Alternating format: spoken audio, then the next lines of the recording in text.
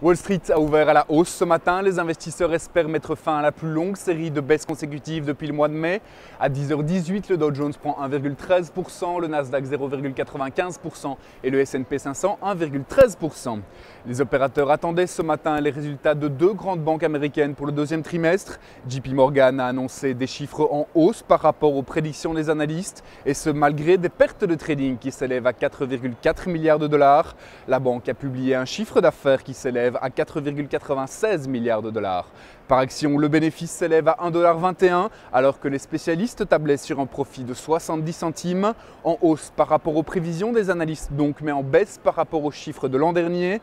Le titre avance de 4,26% à 35,49 $.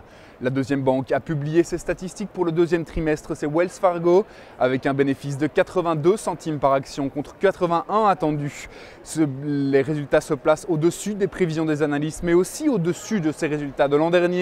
Ce sont de solides résultats dans le crédit immobilier qui portent ce bénéfice en hausse de 17%. Par rapport à l'an dernier, le titre Wells Fargo avance de 1,95% à 33,49 $.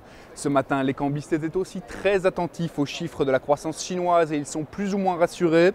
Les chiffres font état d'un ralentissement de la croissance, d'accord, mais conforme aux attentes des analystes. Le PIB est ressorti légèrement au-delà de l'objectif de Pékin pour 2012 à 7,6%, tandis que la production industrielle corrige de 0,3% par rapport aux prédictions à 9,5%.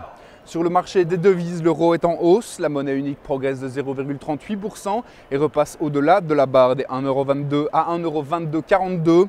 Côté matières premières, ça évolue aussi dans le vert. Le baril de brut gagne 73 centimes à 86,81 $ et l'once d'or s'échange à 1591,90 $, soit une hausse de 1,7% par rapport à la clôture d'hier.